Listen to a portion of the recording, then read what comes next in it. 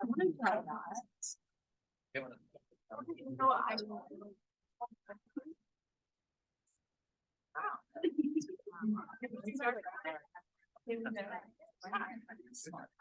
hard.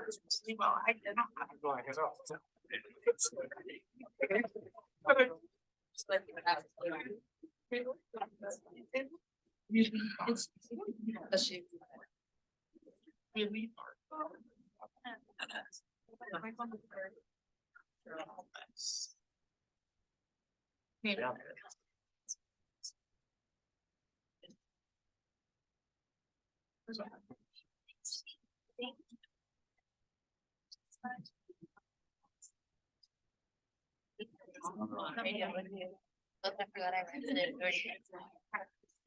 Oh my. Why do we not even use it? My book. Gonna expire. When does that? Next week. You can borrow mine if we need it. Yeah, it's like I do it to my library. I don't know why I didn't. I don't know. I don't even remember if I gave you a date. I've been to one. Yeah. They're gonna want to have was it straight. Yeah.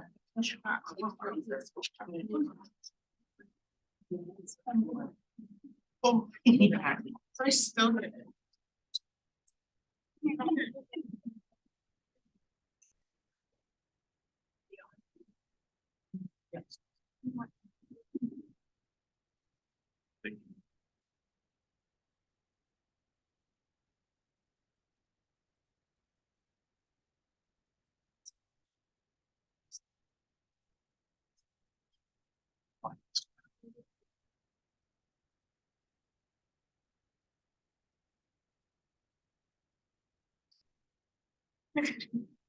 Yes.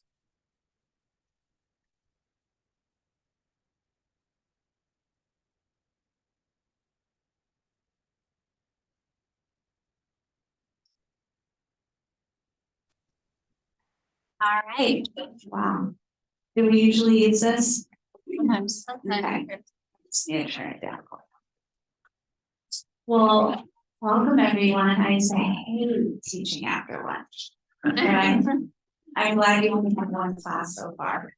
And hoping today will be interactive and we'll have some activities that we can practice what we're learning. Did you know I was coming today? Okay. So I used to teach radiology before I became a director, and I love teaching radiology, and I specifically love this lecture. So I asked if I could come back and teach this for you all. And Professor Harvest said, sure. So here I am, and we are going to be learning about the localization techniques today. And one of the things that I used to say about teaching is my goal was to make learning, I think, should be fun.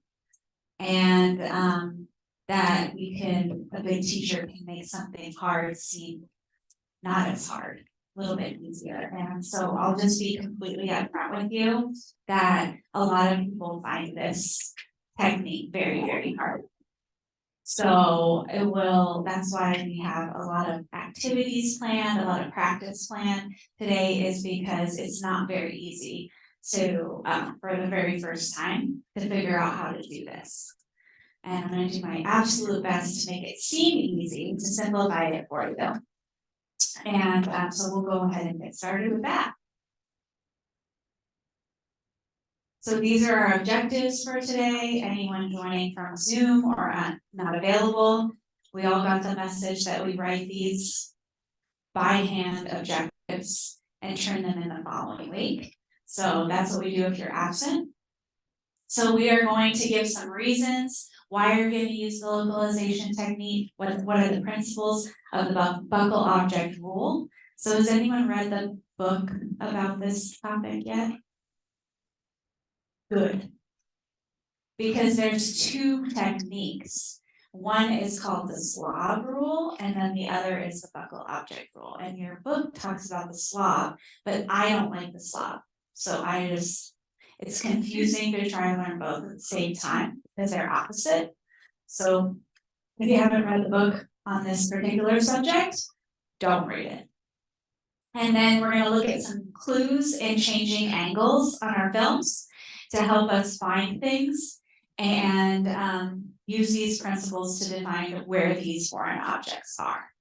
So what are some of the, so this is what it's called. It's a localization technique, but it's specifically called the buckle object rule.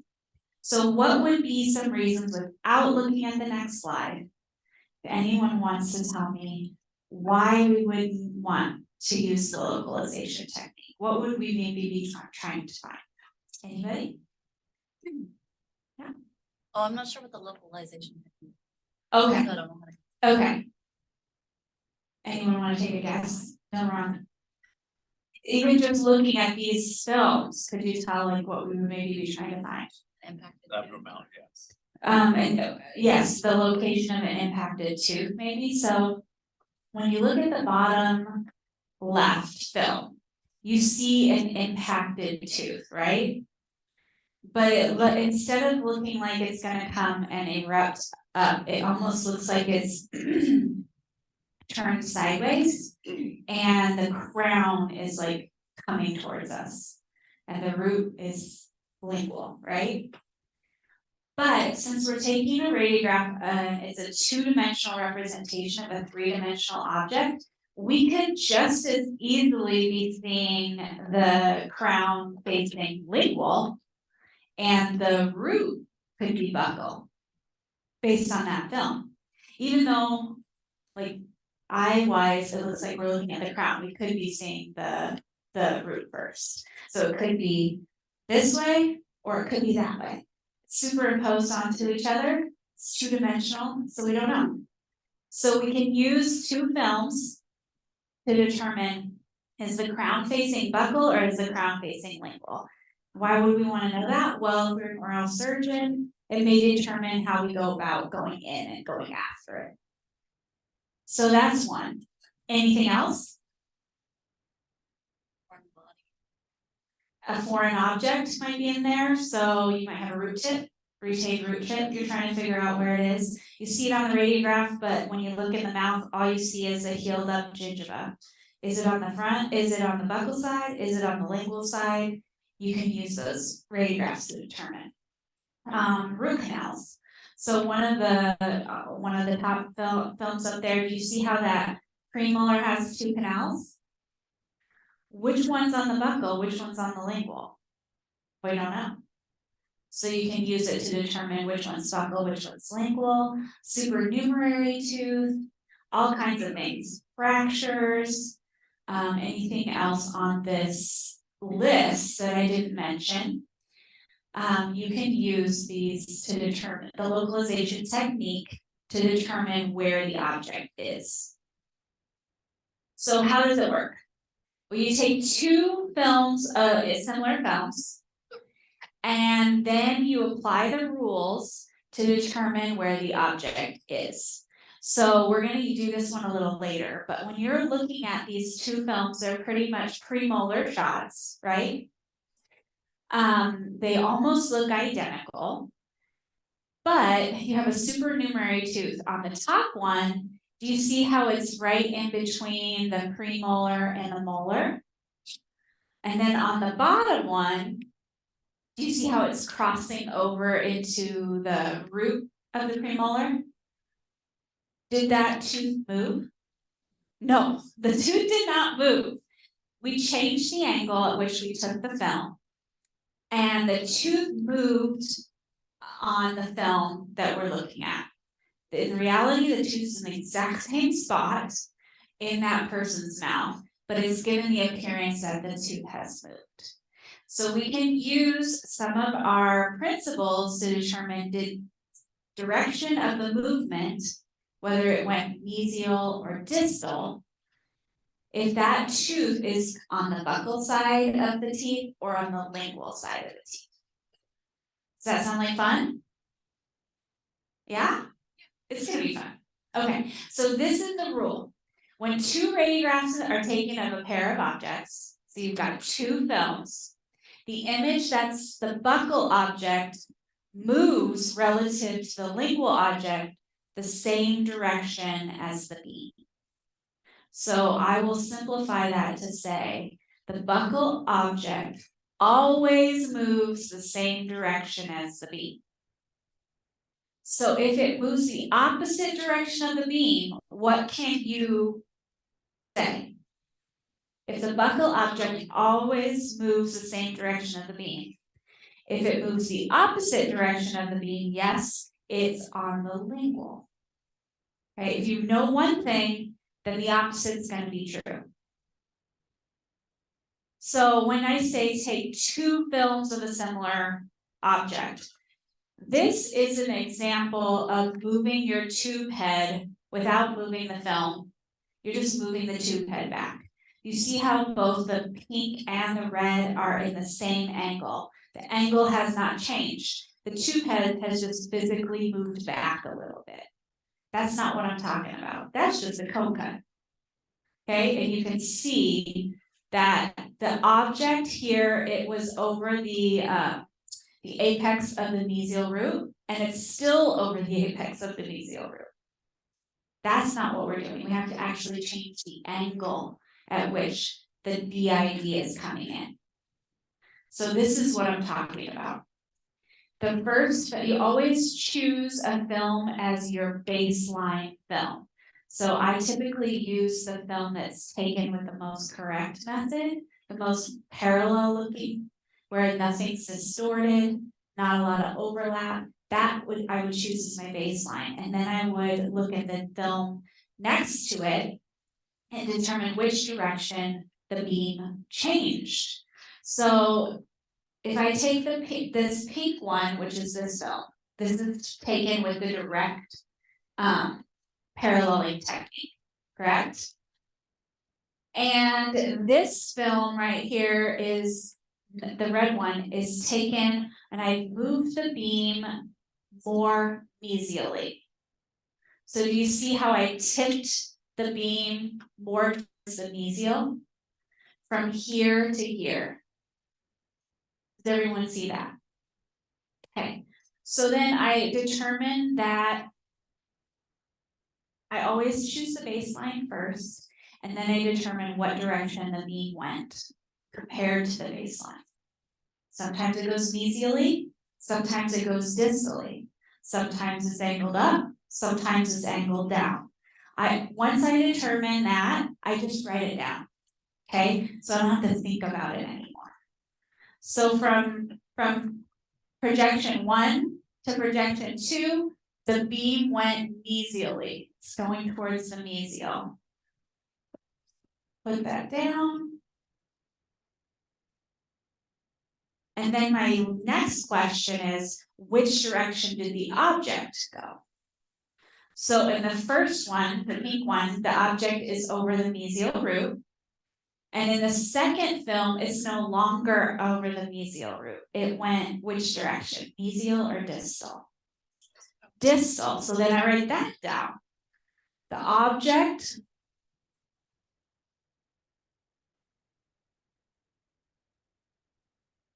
so when earlier I said the object always, in the mesial object always moves the same direction at the beam. So what did this one do? It went the opposite direction. So therefore the object is on the lingual. So that's our answer. And then just do that every time. You always get it right. Easy, right? Not always though when you're looking at an object are you like, let me take one film like this and let me take the next film like this. You usually just have an FMX. So you're looking at the same object on multiple films. And so you might be comparing a premolar film to a molar film. Or you might be comparing a canine film to a central incisor film, using what you already have. And so in general, when you take your FMX and you go around the arch, if you start from the central incisor to canine, you typically move the beam a little bit more mesial each time you go around the arch, a little bit more mesial.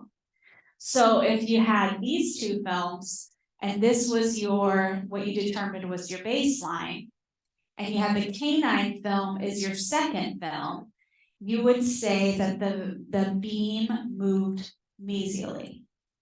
From central incisor to canine, the beam moved mesially. From canine to premolar, the beam moved mesially.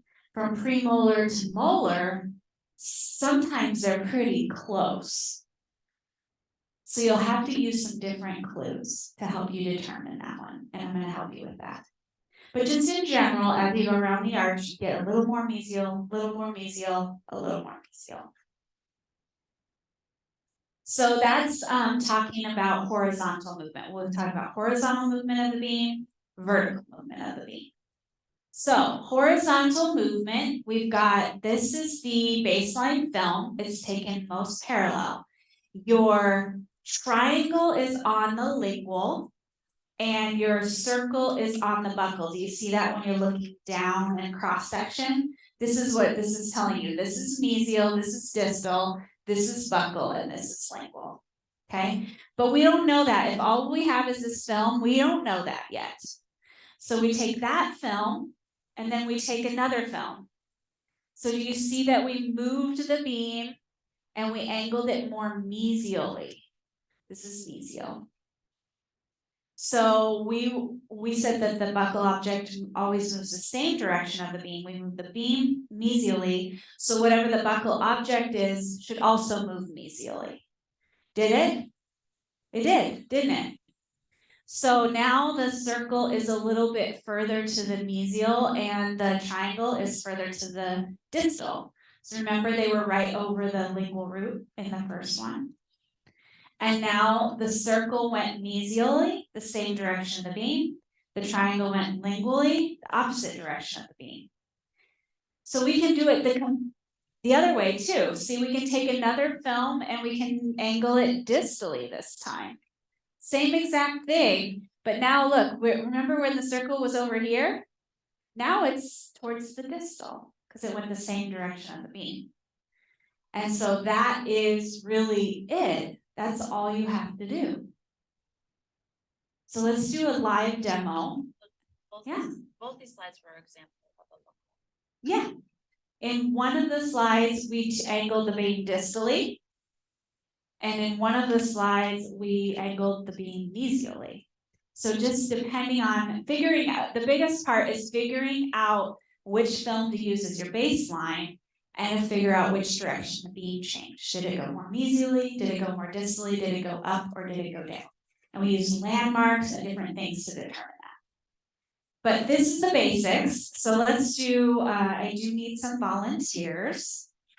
Let's see how many volunteers I need. 1, 3, 4, 5, 6, 7 volunteers. So we're getting a lot of volunteers. Don't be shy. Yes, thank you. Come on up. Yes. Vince. Yes. That's 4. We need 3 more.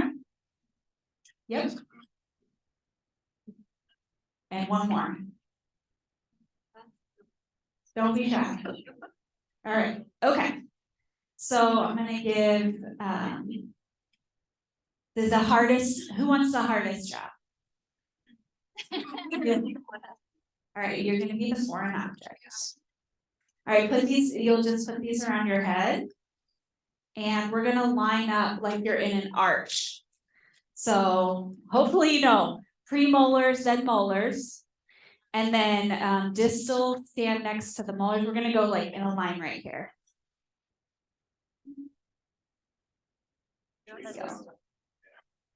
We're gonna line up though this way so everyone can see you. How about right here? Like on the distal, the very distal. Yeah, so distal and then molar, molar, premolar, premolar, and then mesial. Okay. Okay. Can everyone somewhat see them? Okay, let me move this. You come up just a little. All right, so I'm gonna put Tammy over here. She's gonna be on the lingual, right here, give a little space. She's on the lingual and she's right in between the premolar and the molar. So I'm gonna take one film like this, boom, straight on, and it looks like, I can't tell if she's buccal or if she's lingual, okay? So now I'm gonna take another film and I'm going to angle it mesially. Actually, come to the buccal. We'll do that one first. So my first film's here, my second film is here, okay? Don't move yet. Okay, everyone think about in your mind if you think that Tammy is going to move mesially or distally. Don't say it out loud, just think about it for a second. So every single person to determine, the first one was here, and the second one was here. And I want you to raise your hand if you think that Tammy should move mesially. Raise your hand. Okay.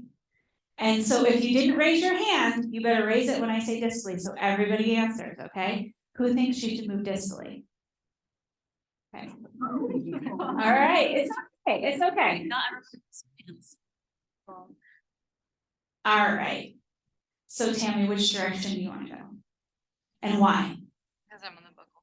Move towards the beam. Because the buckle object always moves the same direction as the beam. And since she's on the buckle and I angled the beam mesial, compared to my first film, I angled it mesial, she's gonna move the same direction, mesial. Okay, so go back to the middle. And now let's go to the lingual. Okay, make it more difficult. So first film here, and then the second film is going to be angled distally, okay? Don't move yet, everyone think about, so she's on the lingual now. I took my first film straight on, my second film, I moved it distally. So if you think that she should move distally, raise your hand. If you think she should move mesially, raise your hand. Good. All right, you got it, good. Let's go home. All right, so now we're gonna do it with some real radiographs, not diagrams, real radiographs, and see if we can get it right, because I think you guys have got the hang of it. All right, thanks to the volunteers, appreciate it.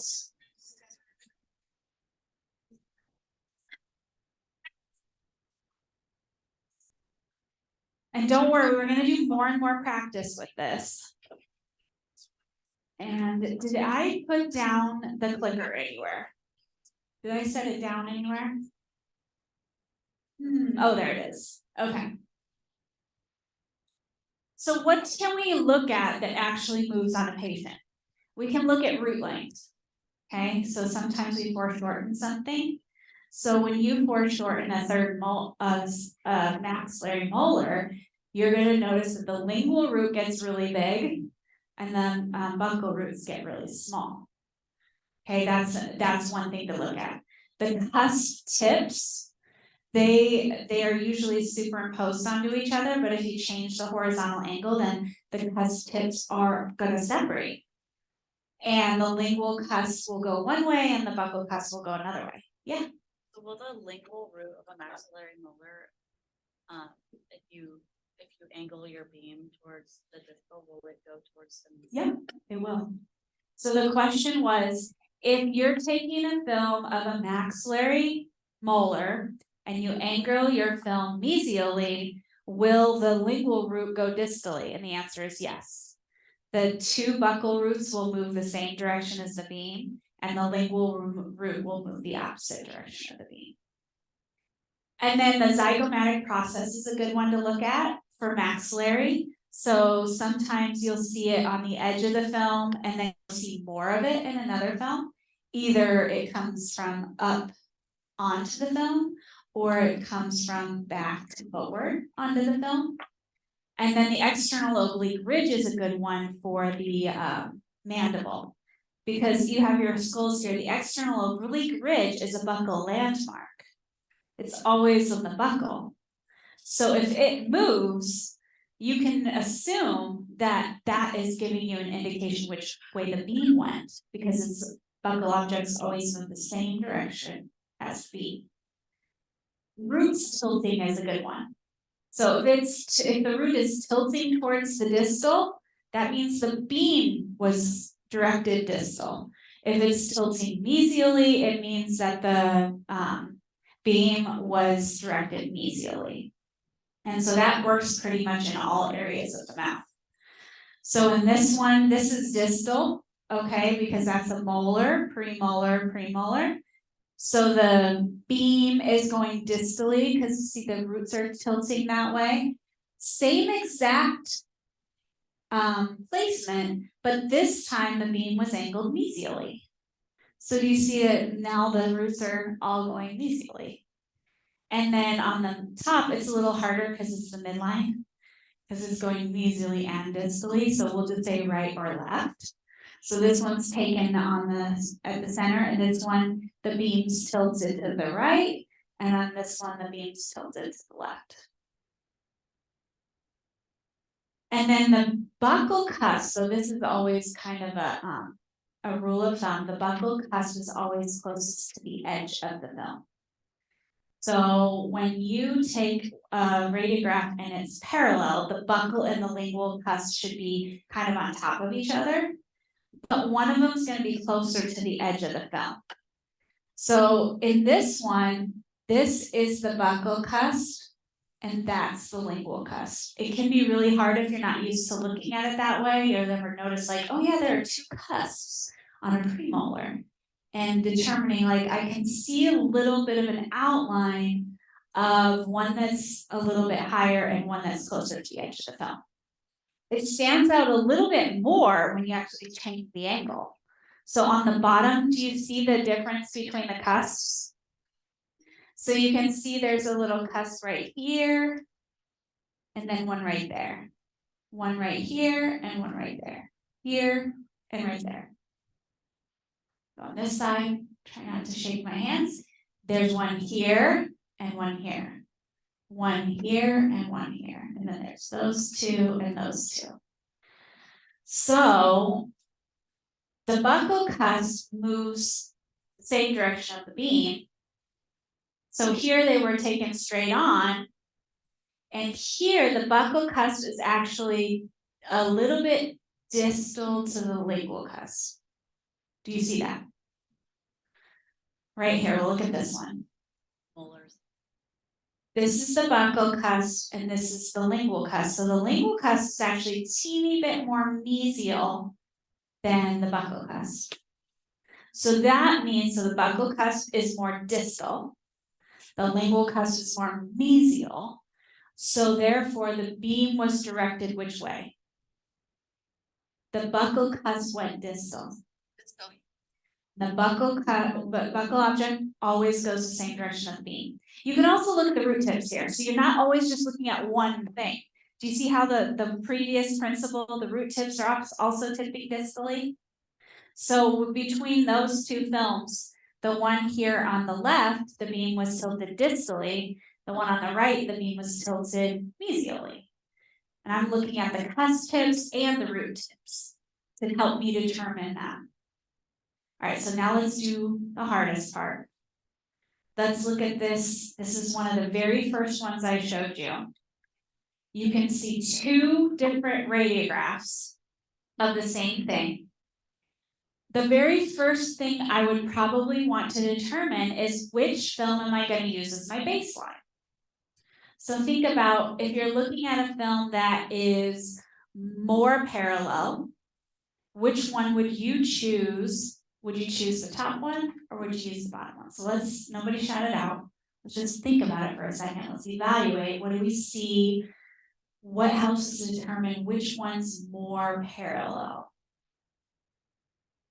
And it really doesn't matter what you choose, as long as you can determine how the beam has changed between the two films. It's just a little easier if you choose a film that's taken more straight on, more parallel as your baseline. So I am going to make everyone choose. There's no wrong answer, because I told you it doesn't really matter.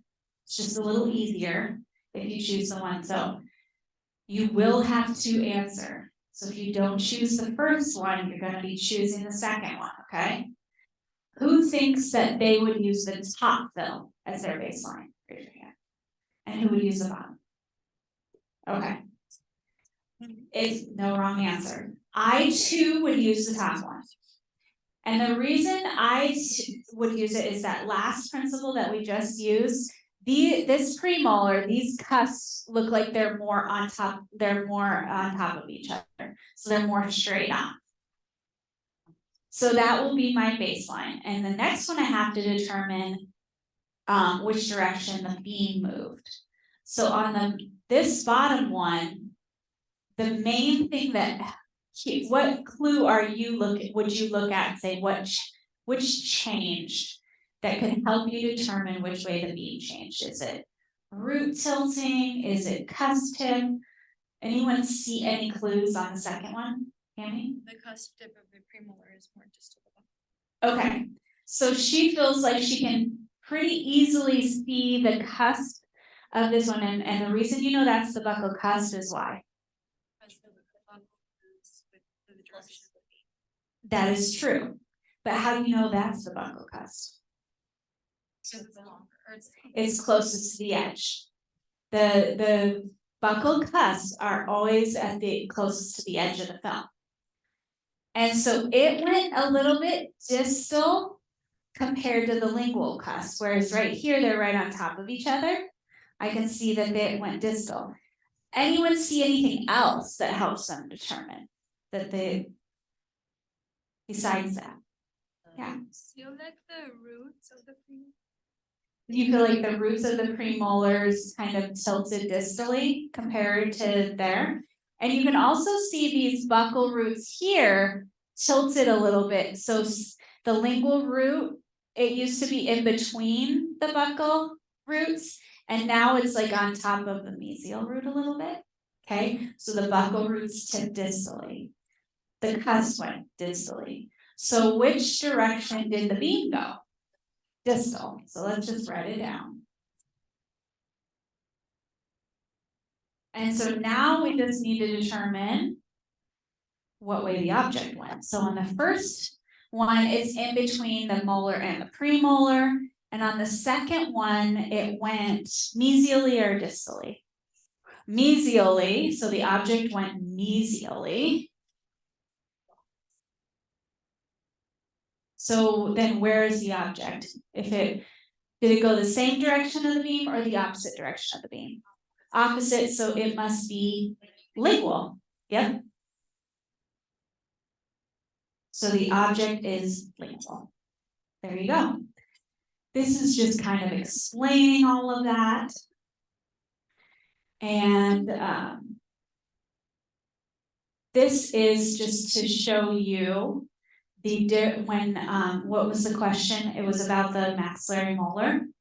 If you moved the beam, would the lingual root of a molar change based on the beam?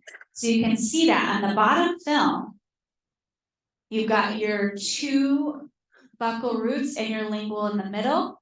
And on the top film, the lingual root went to the distal and the buccal roots went mesially. So I would use this one as my baseline because it's more straight on. Do you see how that one would be your choice for a baseline? The top one looks a little bit more distorted. Your roots are not on top of each other. And from here to here, which direction did the beam change? So from bottom to top, did the beam go more mesially or did it go more distally? So the buccal object always moves the same direction of the beam, and you know that those two roots are buccal roots, right? Because that's anatomy. You got two buccal roots and one lingual root. So if the two buccal roots went mesially, the beam must have went mesially. The lingual root went distally. Okay? All right, so now we're gonna try and see how well we know it by doing an example on our own. So I'm gonna give you about, let's see, are we doing 1 and 2? Between 5 and 10 minutes to work through examples 1 and 2 on this worksheet. You can ask for help. You can work with other people at your table to try and answer the first 2 questions. Don't go past the first 2, because there's new principles that we'll need to learn to apply it to the next ones. And I'll walk around too if you have any questions.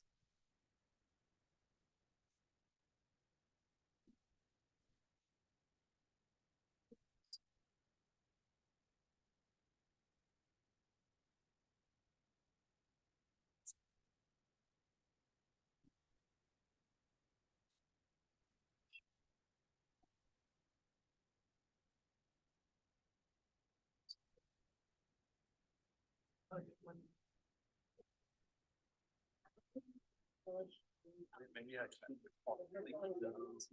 Like they're like section. Huh? Yeah. Nice. See?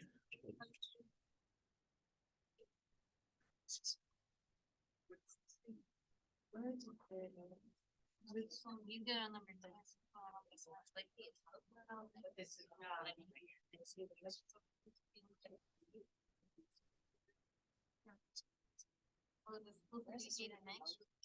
Yes, those are 8 and 9. 8 and 9. So instead of saying beam mesial or distal, you might just have to say right or left. Because it's right at the midline. Not getting one of the right. Rather know how to let that, right. So from here to here, so you first you choose your baseline. I would probably use that one. And then I would say from here to here. Go right or left. Midline, so it's like mesial for one, but distal for the other. So the very first step is choose a baseline. Then determine which way the beam moves. So your first one is central incisors, so it's hard, it's 1 tooth going mesially, 1 tooth going distally, so just say right or left. Did the beam move to the right, or did the beam move to the left? I'm confused. It's just asking where the circle is. Yeah. So it's like. Is it buccal or is it lingual? Oh, that's what it was. Right. So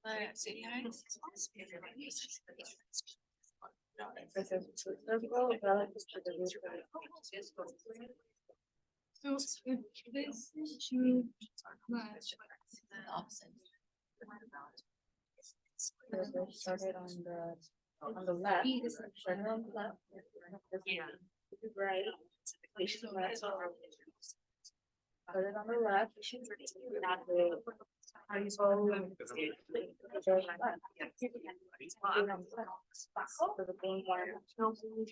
So the right one.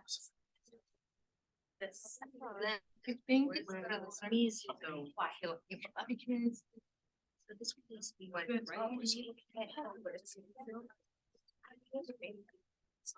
They're right.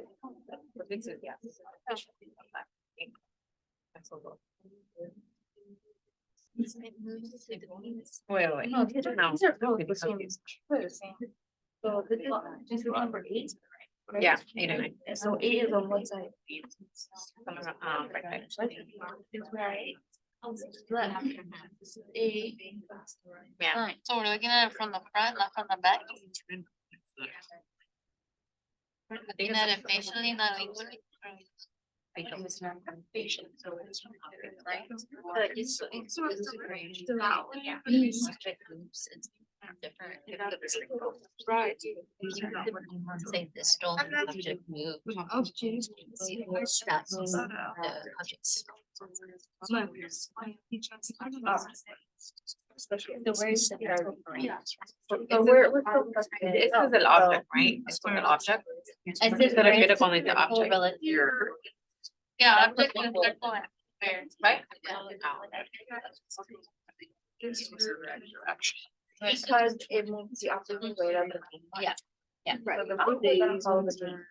No, yeah. This is for that, where, for. Yes. Yeah.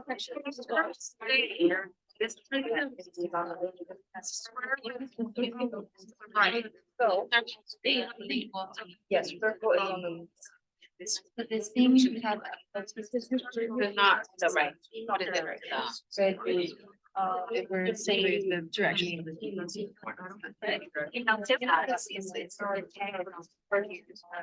Okay, so I. Or in between. Okay, yeah, so Where's the key? Yeah, I didn't realize that those were the roots.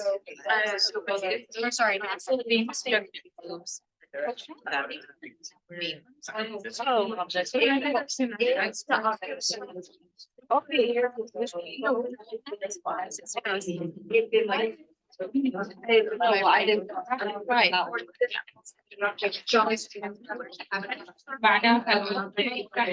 Right, for example, this is your object, right? Use one of Soul side, and this thing is small. Area.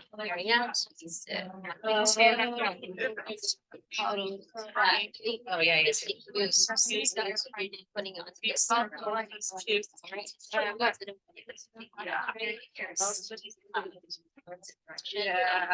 Yeah. Okay, good. Yeah, because like.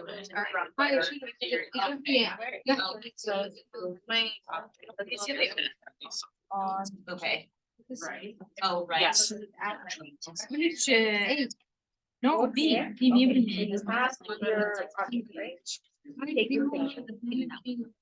You're looking with all that, if we're looking at. Oh, right.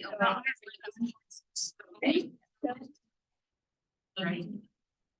Yeah. So if the root goes that way. Yeah, this is first.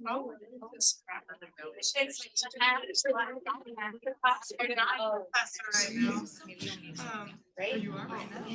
So You would think that that the is root hurtful tilt, so because we aim it if relative we're to. going this way, it's gonna go too slow. So let's see. Where are they aiming? Are they aiming easily or just easily or just? Or these ones? This one, so they're going just slowly. Nope, I meant this one This because That the means roots are that that these way. are just. So I just did. If we were to, sit pero el object, And then I just. go this way or went this way? Where does the others? You were right. Because. the No, object that, was I know.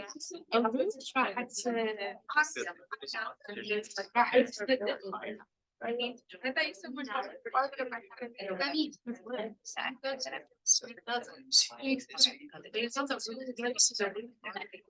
If it goes, if it goes.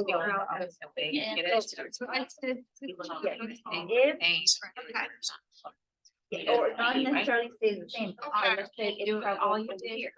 Still Still traveling, right? Yes. But same size as, Right, it's the thing. way this So that means that it's still on the top.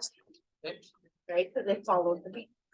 It's just, so that means, since this one did.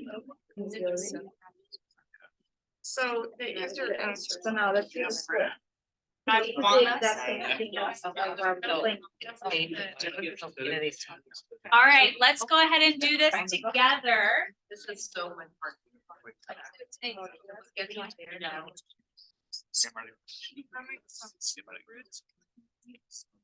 I'm just looking at everything. All right, let's do it together. So first and foremost, on number one, I'm gonna choose my baseline. Which one did you want as your baseline, A or B? A, because it's more straight on, okay? So between A and B, how did you determine how the beam changed? The roots tipped. So I'm gonna say the roots tipped to the right, so the beam went to the right. Okay? This one's tricky because it's at the midline, so this root actually went distal, but number 8 went mesial, so that's why I just changed it to right left instead of mesial and distal. So the beam went to the right. The question is, where's the circle? So is the circle, did it go also to the right or did it go to the left? So the circle went left. So is the circle a buccal object or a lingual object? It's a lingual object because it went the opposite direction of the beam. And the square, did the square go the same direction of the beam or the opposite? Same. So square went to the right. So the square is buccal. Don't let this trip you up relative to. Just, is it a buccal object or is it a lingual object? That's what you're answering. Second example, which one did you decide was going to be your baseline, A or B? A.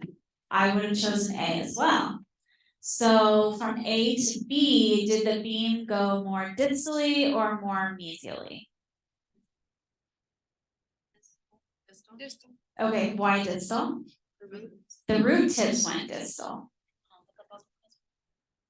The buccal cusp also went distal. The closest to the edge of the film, it shifted a little distal and the lingual shifted a little bit mesial, ever so slightly. So the one closest to the edge is buccal, and then the other ones are lingual. So the beam went distal. So the first question is which of the beams is directed more mesially? So if you know that B is more distally, that means A is more mesially, right? Don't worry, it won't be that tricky on the exam. And then where is, which circle is the mental foramen? One and number. Okay, so what do we know about the mental foramen? Between premolars. It's in between the premolars and what else? It's a buccal landmark. Okay, your mental foramen opens onto the buccal. So we know that whichever one of those circles moved the same direction as the beam must be the mental foramen, because we know the mental foramen is a buccal object.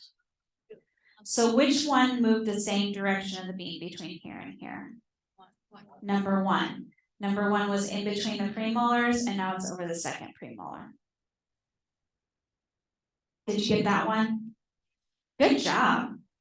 And then relative to the roots, where does the other object lie? Well, number two went mesially, the beam went distally, so the number two is a lingual object. And then the last question, which surface is the filling located? So between A and B, the filling, did it go distal or did it go mesial? It went mesial, which is opposite direction of the beam, so the filling is located on the lingual. Great job. All right, so we are going to take a 10-minute break, and then we'll start again at 5 minutes to 3. 5 minutes to 3. No, 5 minutes to 2. That's not changed from daylight savings.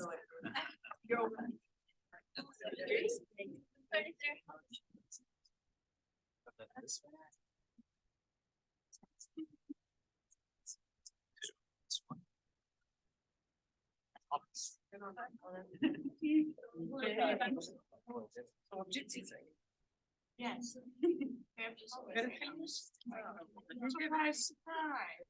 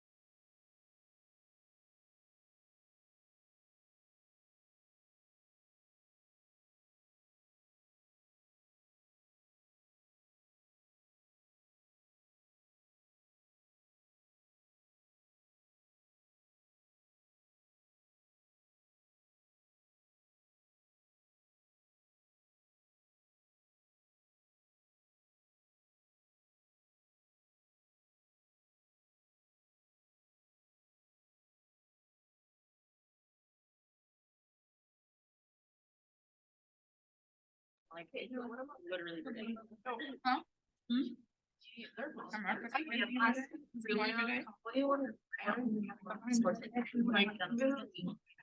It's fair. Right?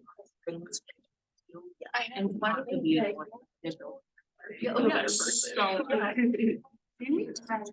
Stop. You're so For the next few days.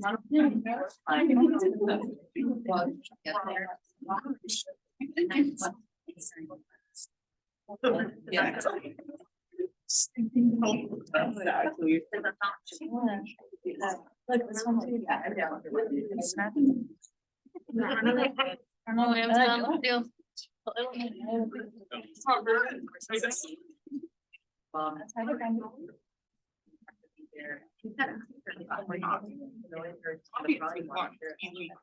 Also gonna wanna go. Yeah, I'm not gonna do that. Or like, he's gonna take me line on them. Yeah. So that's a lot better than like sitting there and just not reading, you know, like those are the controlling just Yeah. when you're small first. So somebody said first. Oopsies. That's what I'm like. If. You're feeling like that at all. That's nice.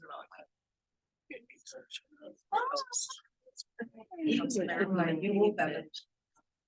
I tried to do this one, but I. Obviously, you don't agree. That you're actually. And the finest part is like.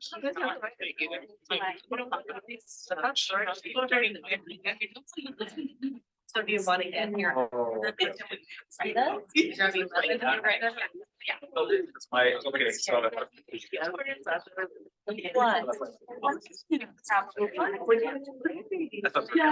That. That's how it is. She's 2 years older. Thanks for that. It's so gross. We take that as a compliment. She's obsessed with telling me that Ty looks like a serial killer. So. I'm like, I haven't shown her. It does. Outside.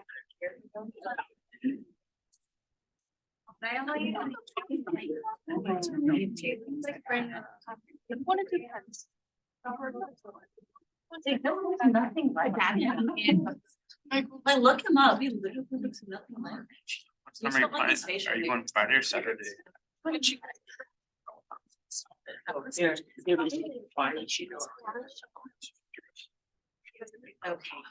Like, Like around the big. yes. Yeah. Yeah. Like, yes, we'll get a lot, we also need, like, we're gonna talk about smoking. Isn't she?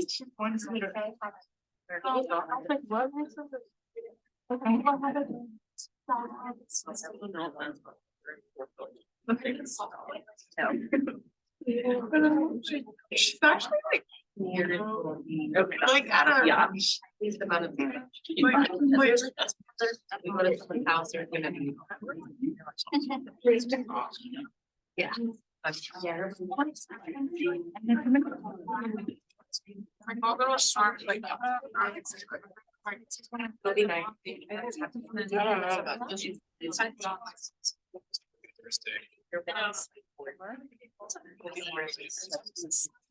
So nice.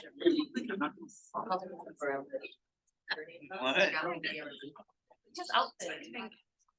Promo. Yeah,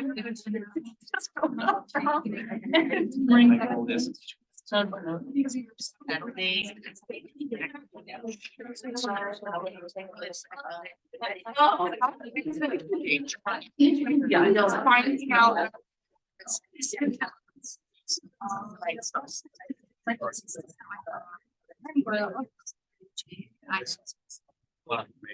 Everyone else decide.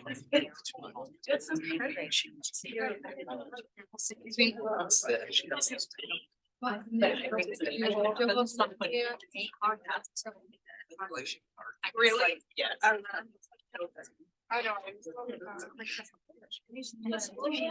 All right, we are gonna go ahead and get started again here. So another thing we can look at is a horizontal change in the external oblique ridge. So this one might be a little bit harder to see, but if we look at the top film, we see a molar that looks like it's going straight at us, okay? And the top film though, we can see a teeny bit of a root back here. Do you see the root? And the bottom film though, so it's right almost touching the molar. And on the bottom film, see it's a little bit away from the molar. It's got a little space.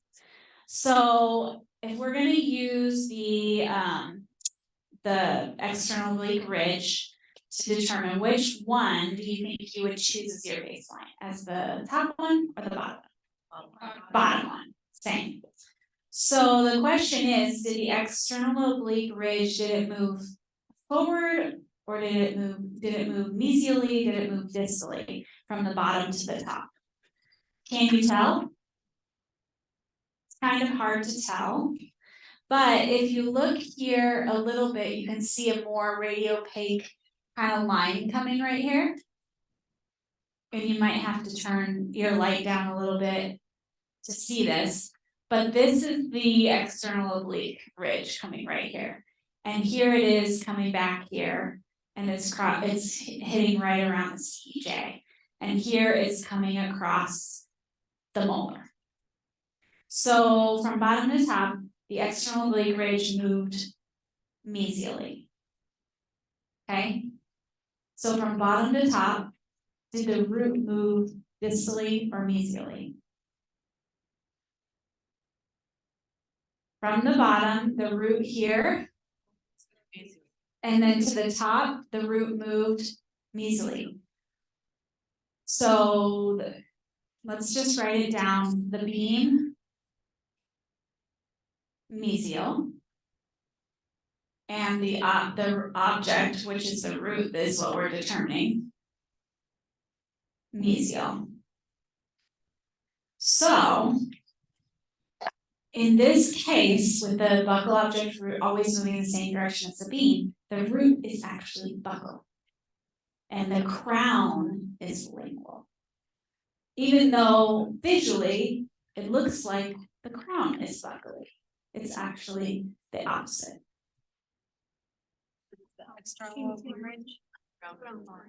Because the external oblique ridge from the bottom to the top, the external oblique ridge, which is always a buccal landmark, moved mesially. So we know that the beam moved mesially. And then we looked from the bottom to the top and the root also moved mesially. So therefore the root is buccal and the crown is lingual. Like it took. So, okay, so let's go back over that again. The external oblique ridge, because it's like taking up more surface area towards the mesial? Yes, it came, so it was, here it is right here, it's ending right around the CEJ on the first one that we chose as baseline. If you look at the top film, it's hard to tell, but there's a radiopaque landmark that's now crossing over the center of the second molar. So that means that the external oblique from here to here went forward. It went mesial. And if it went back, it would have gone down. Hmm? It would have gone this way. It would have gone down, or you would probably you could choose this opposite too. You could say this is your baseline, external oblique ridge was here, and then it went back. So from here to here, the root went distally. So it doesn't matter which film you choose as your baseline, just so long as you can determine how the beam changed in between the two films. Angle change. Bottom, the ridge crosses distal to the second molar. Top, the ridge crosses the center of the second molar. Again, you might need to have a really darker room to see that because it's superimposed onto an amalgam filling, but that's what it's trying to show you. So the crown's lingual and the root is buccal.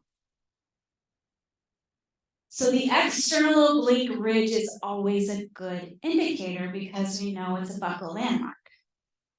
The mandibular canal, though, is somewhere in the middle of the mandible. It could be more buccal, it could be more lingual. So don't use that as your clue because it's not always buccal or always lingual. Use the external oblique. Okay, so let's do number 3. We'll take a break and do number 3 on the worksheet.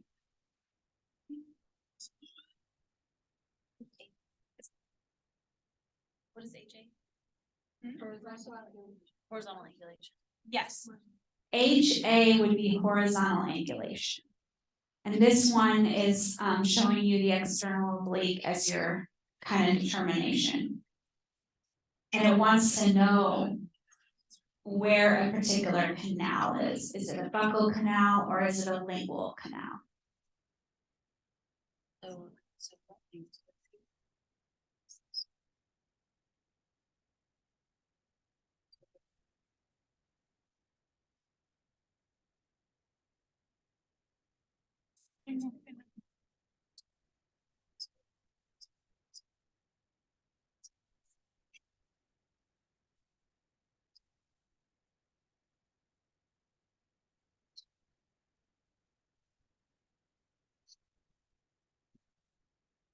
So I think. We're moving the. I think.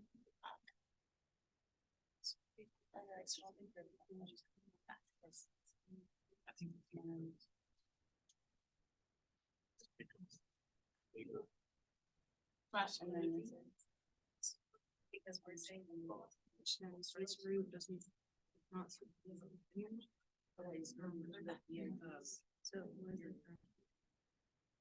Yeah.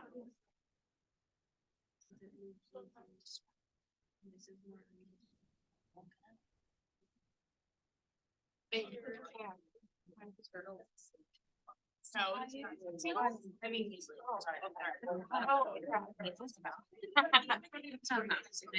All right, well, let's go ahead and put it together.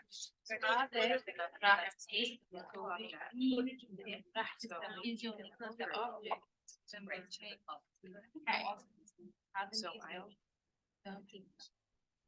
All right, So the question here is, what direction did the horizontal angulation change from A to B? So from A, so it's basically telling you to make A your baseline.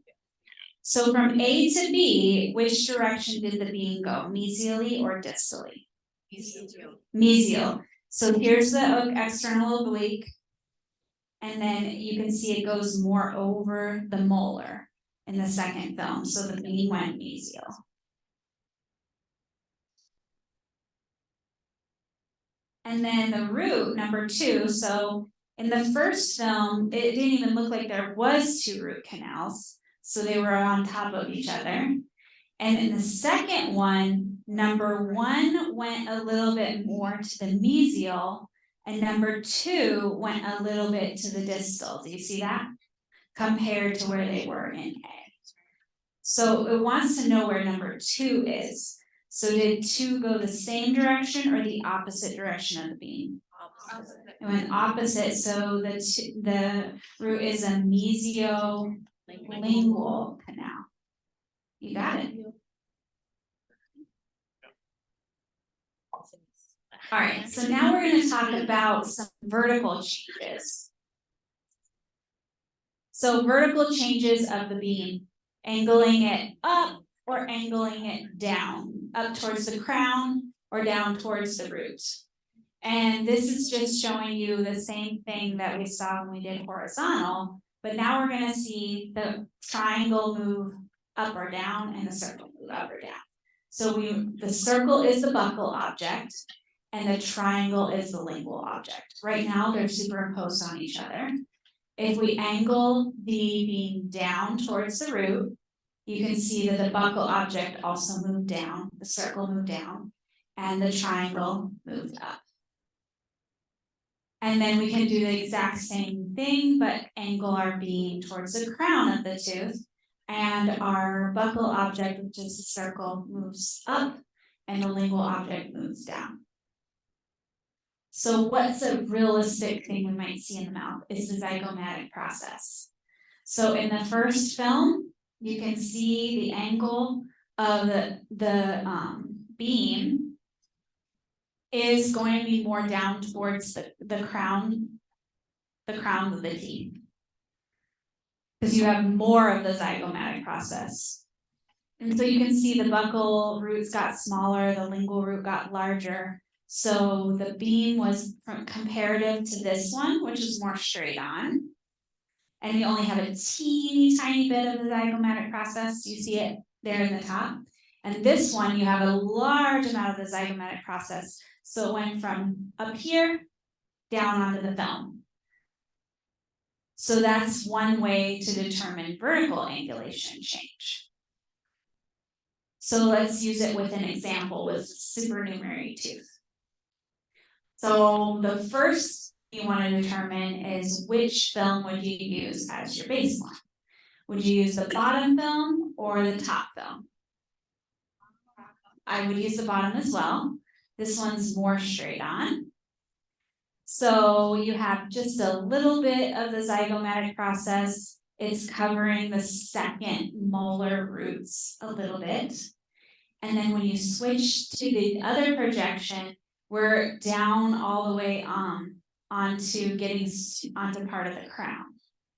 So from the bottom film to the top film, we angled the beam more towards the roots of the teeth or more toward the crown of the teeth? What would you say? More towards the crown. Yep.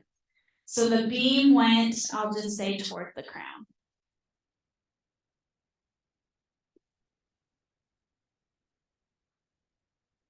And then with the object or the supernumerary tooth, from the bottom to the top, did the tooth move more towards the root apex or more towards the crown of those premolars? From bottom to top. So right on the bottom, it looks like it's covering a third of the root. On the top, it looks like it's only covering the apex. So it went which direction? More towards the roots or more toward the crown? Roots. Toward the roots. So the beam went toward the crown, the object went toward the root. So is the supernumerary tooth on the buccal or on the lingual? Lingual. There you go. All right, so let's do number 4 on our worksheet.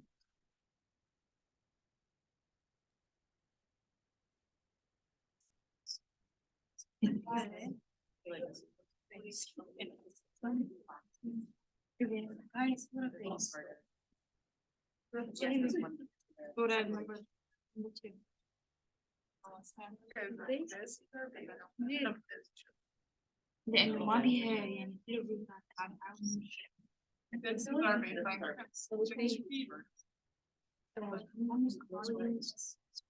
I know that. like probably not how she is.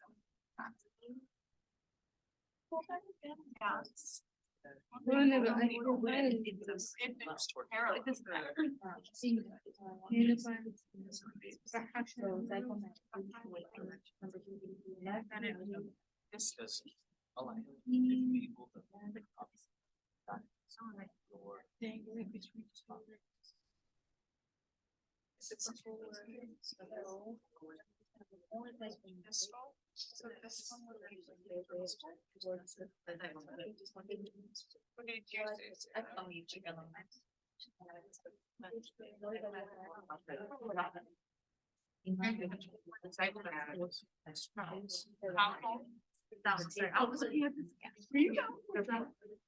Oh, I was.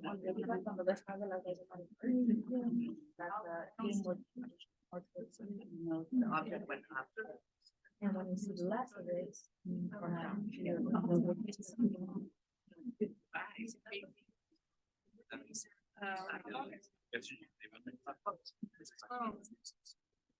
I thought Yeah. that this is our day. So that.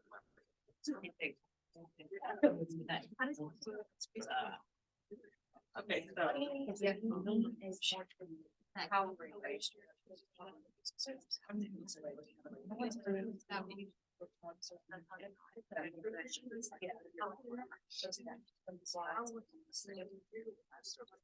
For now.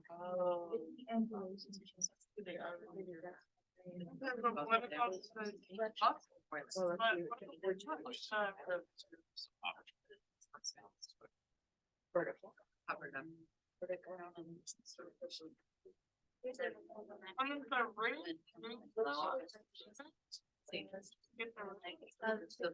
to find the right. From B to A.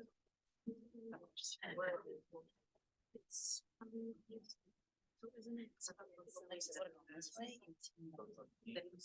the Venus and towards the B, and we find this one, right here, we're like this, right? Yes. The B.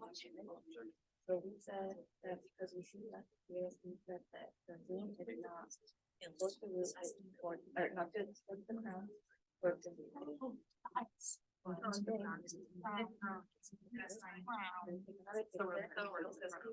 And went down this way. That makes sense.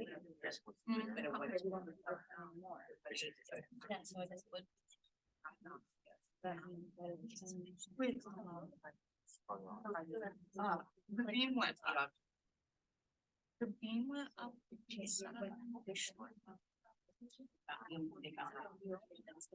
Okay. See here it's like this.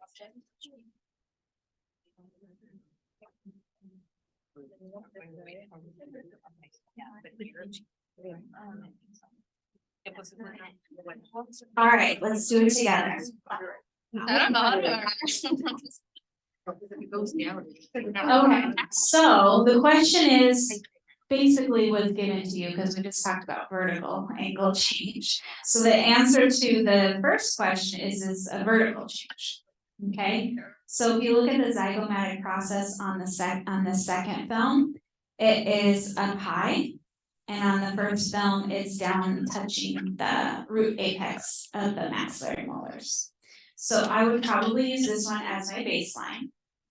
Okay, but it doesn't matter, okay, it does not matter. But usually you don't want the zygomatic process to cover your apex of when you're trying to diagnose things. So that's why I thought this one was more straight on. So between this film and this film, I'm seeing more of the zygomatic process, so I'm gonna say that the angle of the beam was more down towards the crown of the teeth. So the first one was taken like this, and then the second one was taken like this. And that's how we got the zygomatic process in there. Because the zygomatic process is a buccal object. So it's always gonna move the same direction as the beam. So if the zygomatic process moves down, then that means the beam also went down. So beam, I'm gonna say toward crowns. And then when I go from 1 to 2, so if I say this is baseline, I could see the root. I can see the root, and now I can't see the root. So that means the root went towards the crowns or towards the roots. If it went toward the root, I would see probably more of it. So it disappeared. It went behind the crown of the tooth. So it went from being visible to not being visible. So the crown went from being a little high up, so now it's disappeared, so it must have gone down towards the crown.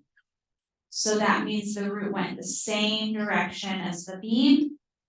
So the root, what is the question? Oh, what is the callosal surface? So the root is buccal and the crown is lingual. Okay, questions? What? Okay. Let's do it the opposite. Say this is our baseline. The beam went towards the crown, The beam went towards the crown and the root also went towards the crown. and so wouldn't that be a buckle? The root would be buckle, but the question is, where is the crown? The crown's lingual, the root is buckle. All right, anyone confused? The occlusal surface is lingual. The occlusal surface is lingual. But we were looking at the root because that's what we could see. So we know the root went the same direction of the beam, therefore, the crown went the opposite direction of the beam. The crown is lingual, the root is buccal.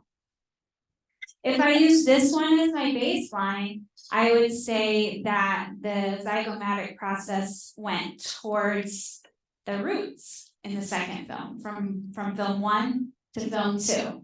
The zygomatic process moved up, further away, further towards the root. And the crown, and then the root went from being not visible to visible. So the root also went up. So the root is buccal, crown is lingual. It doesn't matter what film you choose as your baseline, you'll get the same results. So we got a couple more, and then we're going to spend a little time finishing the worksheet, and I'll come around. But you can look at your external oblique ridge also moving up or down. It's a little bit easier actually to see it move up or down, because remember that other film that we tried to say that the external oblique ridge was moving forward? A lot of people had a hard time seeing that. But you can see it up or down a lot easier, because you can see where the external oblique ridge lands relative to the tooth. So you can see on the bottom one, it's landing right around the CEJ, and on the top one, it's landing a little higher. So you can use the external oblique for vertical and horizontal. So if it went,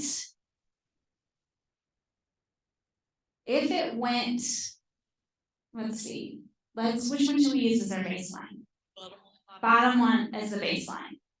Okay, so in the bottom one, we see it landing right at the CEJ. We don't see a root peeking out, right? Do you see a root peeking out at all? But on the top one, we see a silhouette of a root here. Do you see that now? And the external oblique went up. And the root that was missing also came up. So the root is buccal, the crown is lingual. So this is just explaining that. This one is going to be a little bit harder because we're trying to determine which way the film or the beam has changed. And this is really a real life example of just using your FMX. You've got your canine shot and your central incisor shot. You've got a filling there. Let's determine if that's a buccal filling or a lingual filling. We could also just look at that, right? But you might not be able to, you might be given a case study, say, on your board exam, and you don't have the intraoral photos to help you determine if that composite's on the buccal or if it's on the lingual. So you can use this technique to figure it out. So most of you are probably going to determine that the incisor shot would be the baseline. Would you say that? The central incisor shot. So I like to use sometimes a picture as well. Because what did we say in general from central incisor to canine, canine to premolar, premolar to molar? We would, each time we move one further, we're usually angling the beam a little bit more mesial, and then a little bit more mesial. So this is A, this is the one you chose as your baseline, this is B. And so you can go like this and see how it crosses over a little bit more mesially if you follow the beam arrow. So we're going to say between number 1, this is our baseline, and number 2, the canine film, that the beam was angled more mesially.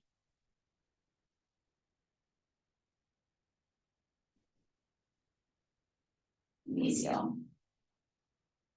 Okay. So now we're gonna look at where the restoration on number 8 is. And here it is in our baseline. So it's touching the distal aspect of number 8. And in the canine film, it's tipping more towards the mesial or the distal. Mesial. And we said that the beam went mesial. So is it a buccal filling or a lingual filling? Buccal. Buccal filling because it went the same direction of the beam. And that's typically where those fillings are. If though, on your final, if it asks you this question, and you do have intraoral photos, maybe look at those too. Just saying. You'll get the right answer with this, but you can use the intraoral photo also to confirm that you were right. Sometimes you get it, sometimes you don't. All right, so now we're going from canine film to premolar film.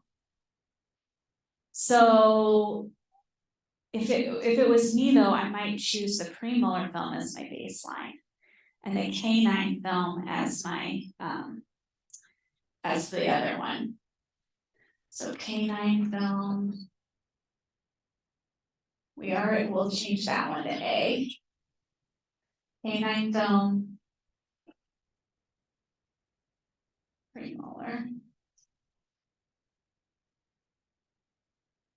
So from canine, oh, if I want to use my premolar film is premolar film is more straight on. So I'm going to say this one's A and this one's B.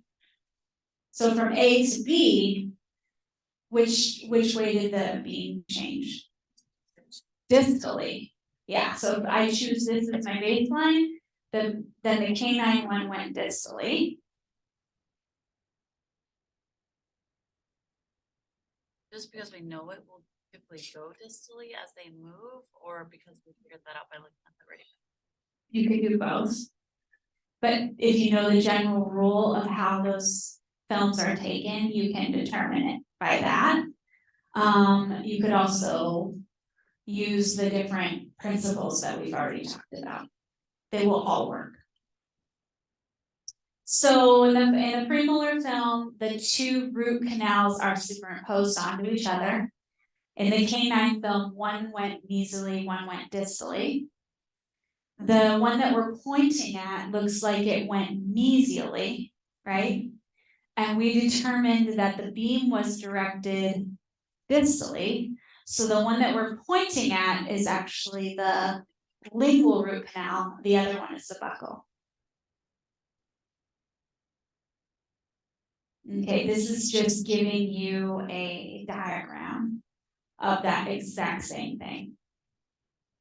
And just showing you the change in the angle of the beam so that you can understand hopefully how it went more towards the distal. And this lecture was adapted. So I want to make sure I give credit to that individual.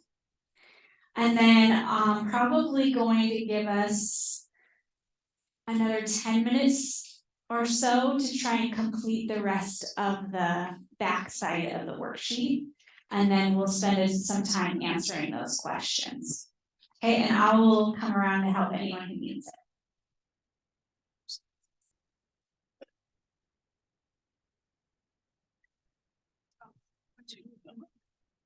I'm having a little bit of a question.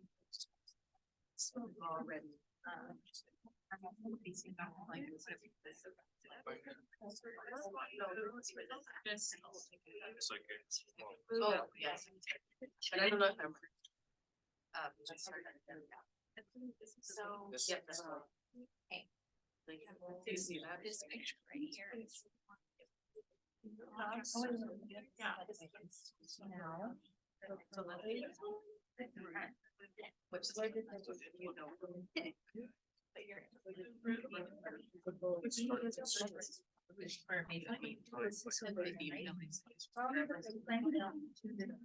No, actually. What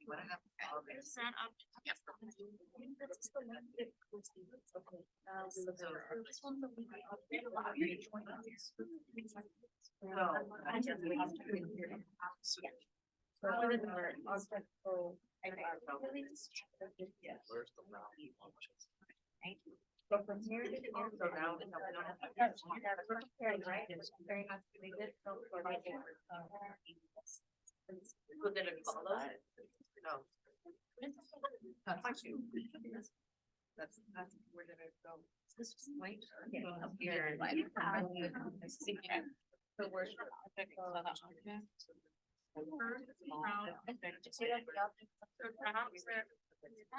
Which object?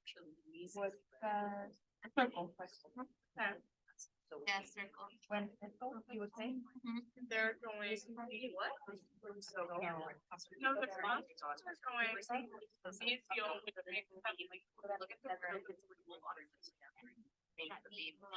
For the cops. So, if the object class is in a group. And then number three. Or does it go way? This really. But I think are always. So that means what? For The base. We're going into which piece is correct. So what, so is that plus? It's not the object. Oh, it's the main. Yeah. Yeah, like. Get any seeds. The object. Or the beam. No. The beam, so, movement of cups is a new, This. okay. So roots close in the same direction as the buildings. So, if the roots push towards the distal, means that the root is going to the. Just. I'll have those. This is the trust is labeled two. Is that a legal trust?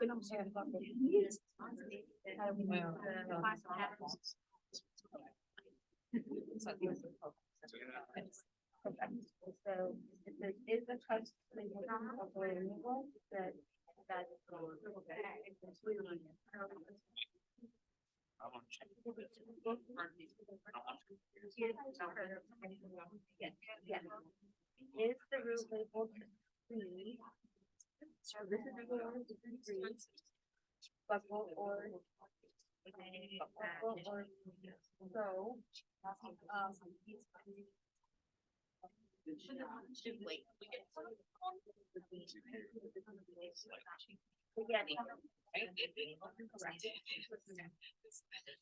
Yeah. Okay. So we can check, I don't know about the agenda, but, since we said that the two more things was different and the root thing is different, this one was the only one that followed the journey, right? That's.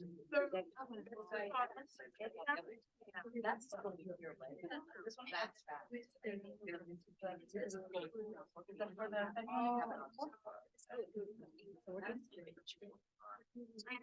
Don't come from it.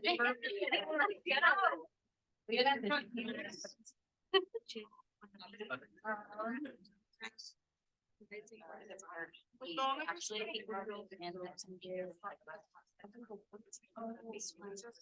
No, it's not obvious. We're using.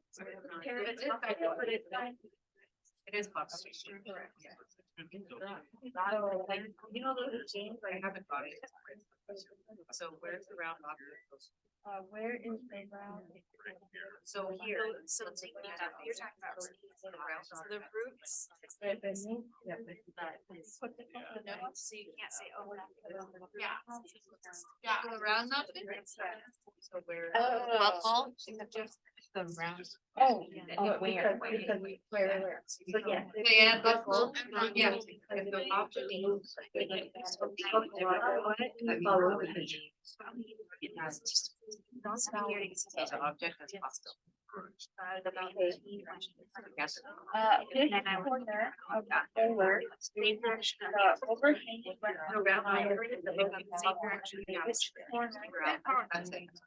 which corner of the molar is opening with the. So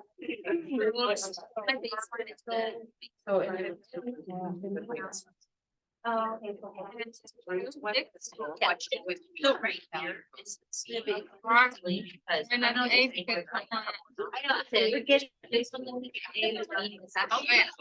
It's all the right. So then it would be like, yeah, the fuck was the count. As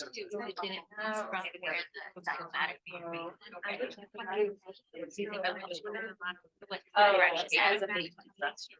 If you use that as your point. Oh, okay. So then we're looking at this. Okay. We have more space, so it's, so no more, not as much. Yeah, this still. Yes, good. This. Now, let's do our checklist, so let's. Sorry, so this one is. He said, I was looking at the crown. Well, let's make it.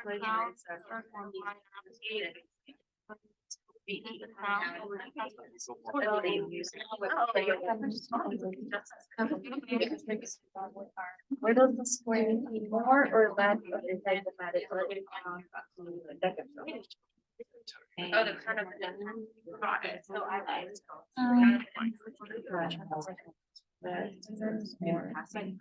So that means that if we do more, then the B pointing towards the ground. So we adjust the baseline, but what's more, we're still gonna use radar. Crown. Okay. You'll get the So then, So let's look at roots again. so then. So if. So it is.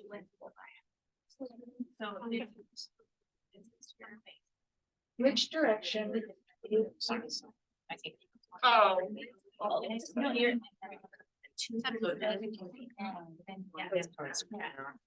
So the beam is towards the root fracture. The beam is towards the. So I got you. the root when or when she does.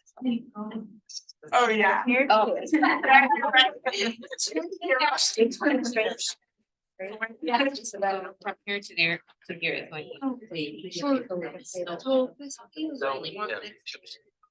That's really big, the biggest. Stay right there. So you can say that your roots and this. I know that's like. So here, shows that A was our baseline.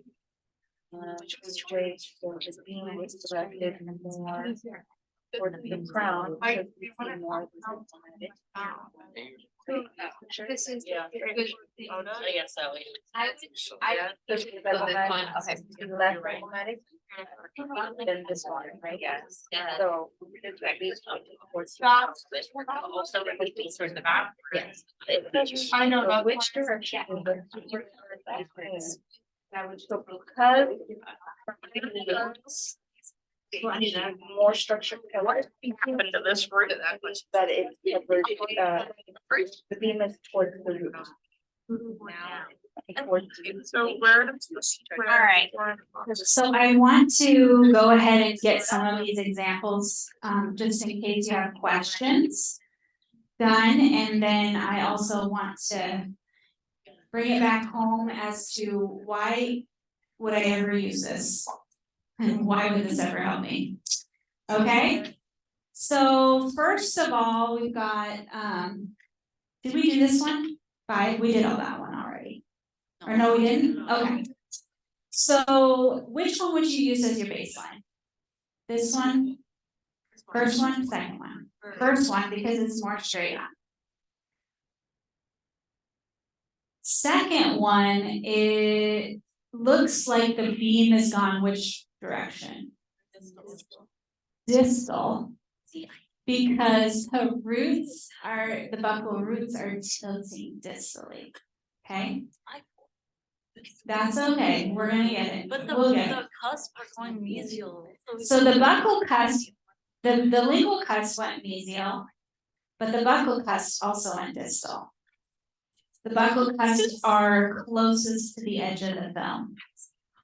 Some people were asking if this was the buccal root because it was close to the edge of the film. It doesn't work for roots. Only works for cusps, okay? So it is beam equals distal. And once we do that, we can answer all the other questions. I like to write it down because I don't like to forget and have to determine again, like, wait, what did I say? So I just write it down. The cusp labeled number 2, is it buccal or lingual? So that's this one here. It was right on top of the buccal cusp in the first one. And did it move mesial or distal in the second? So it went mesially, so it is a lingual cusp. Is the root labeled number 3 buccal or lingual? Alright, so on the first film it was right on top. And then on the second film, it went in the distal direction, which is the same direction of the beat. So it is number 3, the root is buccal. Where's the round object located? So in the first film, the round object is between the lingual root and the mesial buccal root. The second one, it went distally, right? Now it's in between the lingual root and the distal buccal root. So it went the same direction of the beam. So the round object is buccal. And then which corner of the molar is the overhanging restoration located? It's distal buccal or distal lingual? Distal buccal because the beam went distal and the overhang went distal. So buccal. All right, number 6.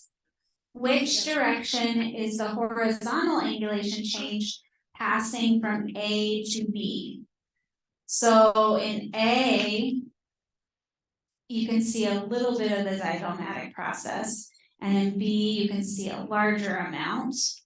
So and the zygomatic process is buccal, so it went forward. So the horizontal beam angulation went also forward or mesial. So it's making me choose this as my baseline. If I had a choice, I probably would have chosen this as my baseline because it's greater on, but it doesn't matter. We can use this one as our baseline. We already determined that between A and B, the beam went mesial. So the crown of the impacted tooth from A to B started over here close to the mesial buccal root. Now it's crossing over the lingual root. So the tooth itself went towards the distal. So is the tooth buccal or is it lingual? Lingual because it's opposite. So the rest of these we're going to give you a key for so you can practice. I want you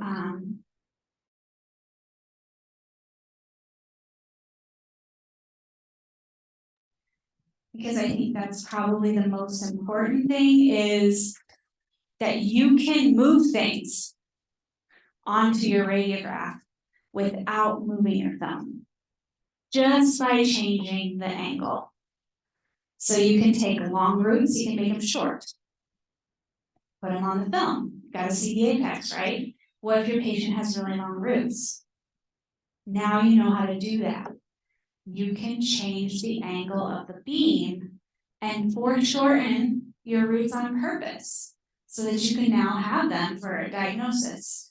Or you can't get the distal of the canine. You've got to have it on your film so you can determine if there's caries there. But the patient has a really, really small mandible with tora. So the film doesn't fit and it can't go any further forward. Or the way the arch is it's not horseshoe is square. So you can't push it any further forward. So you can actually get that on the film just by changing the angle of the beam. So for example, this is a patient who had a very, very bad gag reflex. This was supposed to be the molar shot. That's not a molar shot, that's basically a premolar shot, okay? And they have 3 molars.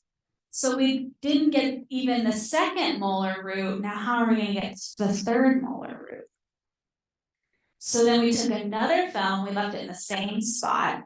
Do you see now how we got more of the second molar and it's a teeny bit of the 3rd molar? So first film, we came in like this. This is going to be counterintuitive, right? Because you think, I need to get that 3rd molar, so I need to angle toward it, get it, you know what, you get the opposite. So you gotta angle your beam the direction you want things to move.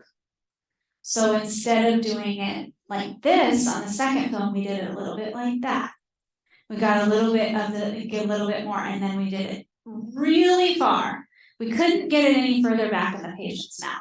Ideally, we would get it back there because changing the angle is gonna distort the image. It will probably cause you to have really bad horizontal overlap. But if what you want to see is the apex, make sure that there's no abscess or something, you can move that. So there you go. So exact same placement. Now we have all the way back to the 3rd molar and then some.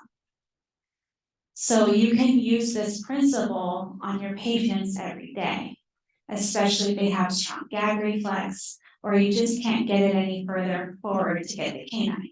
So the canine, I told you now, you're angling it the direction you want the teeth to move. So if you have, say, this film instead, and now this is your premolar film, and you really want the distal of the canine, you would angle distally, and it would move the canine onto the film. And so that is really the best part of the buccal object rule. Because nowadays we have things like cone beam, CT, where we can see things in 3D. Whereas before we had like pano, and for oral surgery, it was really helpful to know if a 3rd molar was kind of more on the lingual or kind of more on a buccal, especially a supernumerary tooth. Am I gonna come in and cut open the mandible, come from the lingual, come from the buccal? The cone beam CT pretty much does that for us, it tells us exact location, because it's a 3D picture. But everyday usage of the buccal object rule, I think is really helpful, especially now that we use digital sensors don't have as much room on them as traditional films had. They're a little bit smaller and they're also thicker and harder to put in people's mouths. Okay. So any questions about anything that we learned today? I think it's really fun. We're gonna finish on the worksheet. No, we're gonna post the key for you. And you can always stop by and ask any questions, because I really love this. I really enjoy it, so please stop by and I can talk you through it. You're not gonna have any enormous amount of questions on this, okay, for your exam or your final, there may be 1 or 2. They'll probably be pretty straightforward. But if you follow those steps, write it down, which way the beam go, you can keep it simple, you should be okay. How are you all doing? Good? So I was gonna tell you a story because I don't want you guys to get discouraged, and I know it really feels like you need a break. So I have gone back to school with the students on multiple occasions. I went back to school in like 2016, 17 to learn how to do restorative with the students that were there. And then last year I went back to do dental therapy with the 2nd cohort, and so we had the online work, and we had lab work, and then every other week we had to be here on Saturday for 8 hours doing lab work. And it was like learning a brand new skill. I hadn't done that in a long time. But I also really felt strongly about becoming a dental therapist, because if we start a program, the program director has to either be a dentist or a dental therapist. So in order to start a program and make it financially feasible, it would make sense for me to be able to direct both programs. So I was like, okay, I gotta do this. And it was designed though for people who practice restorative all the time. The only time I did restorative was with students. I passed the board, I got it on my license, and I teach in lab. But I didn't do a lot of patient care, so I already felt like I was behind everyone. And then I didn't want to have to be away from my family that much. But I felt strongly that it was something I was supposed to do. So we get to about November, right about now. And we've had probably 4 or 5 labs, and now we're starting to take the competencies on the preps, where you drill out the different styles of preps. And one weekend I think we took 4 competencies, and I had to repeat 3 of them. And I was so discouraged. And I was like, I just felt like I had spent the whole day away from my family and I had nothing to show for it. And I was like, should I be doing this? I'm not really the ideal candidate for this. Why am I doing this? I don't need to do this. Who am I doing this for? I decided that I was going to hold it together until I got to my car, and then I was just gonna really have a nice big cry on the way home. And walk into the house like back to good to go, see the family. My daughter had had a birthday party at her friend's house that doesn't live far from here, and it got over around the time of my lab. So I walked up to my car, and they were like around the edge of the car, and they jumped out, surprise! And they were like, oh my gosh, what's wrong with mom? I just completely crumbled. And then I was like, I need to quit. I can't do this, I gotta quit. And my husband was like, just do 1 more lab. And then I came here, and one of the doctors was she's a teacher. And I asked Professor Ahmed, I was like, you gotta ask her if I should quit. Because she's not going to want to tell me that to my face. But if you ask her if I should quit and she says yes, then I'll know I should quit, because in my mind I was the worst one. I had to be the worst one there. And so, and I don't usually cry at work, and I was like kind of falling apart a little bit. So she goes, yeah, I'll ask her for you. She asked her, she goes, where, how's Amy? Where is she? And she goes, middle of the road. Right in the middle.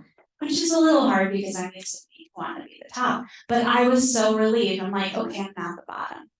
And I'm just and then I started to think about, what am I doing that maybe is preventing me from being successful? And I realized one of the things I was doing in my lab work in between, so I was just rushing to get it done. Get off the list. Okay, this one, yeah. And then I realized I wasn't looking at every practice prep as like, this could be the exam. If this was the exam, what would I do? How would I viewing every practice as like the real thing? And after that, I shifted. If I really want this, then I need to just not mark it off the list. I need to focus on it. But I'm working full time, so it was kind of this extra thing that I was just doing on the side. And I realized if I really wanted it, I had to put in a little bit more than what I was doing. And but I also feel another that flashback 3 years before that, when I was doing restorative with the students, we had the mock board. I walked out of the mock board. This is when you do the fillings. I was like, pass it, I'm good. And I did not pass the mock board. And I was like, I thought I passed. I did not pass. But it was the best thing that happened to me, because we took it in the fall. We still had all of the spring to get through. If I had passed the mock board, guess what I would have thought? I'm ready. I'm good.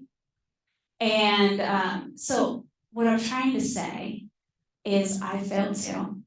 And I feel like failure is the most powerful teacher that we have. If I didn't fail, I wouldn't have had those moments where I had to remember I'm really in this. And hopefully you have someone kind of like my husband too, that will say, no, just do one more week. Just keep one more. And by the time you do 1, 2 more, you're like, I'm already too far in, it's too late to turn back now. So I hope that you will stick with it. I told you in the beginning, at some point you're gonna fail process eval. If you haven't, you will, but just be ready and just remember that failure can be the most powerful teacher. My opinion is the most powerful teacher if you let it. So anyway, good luck to you and stop by anytime, talk to me. All right, thank you. Thank you.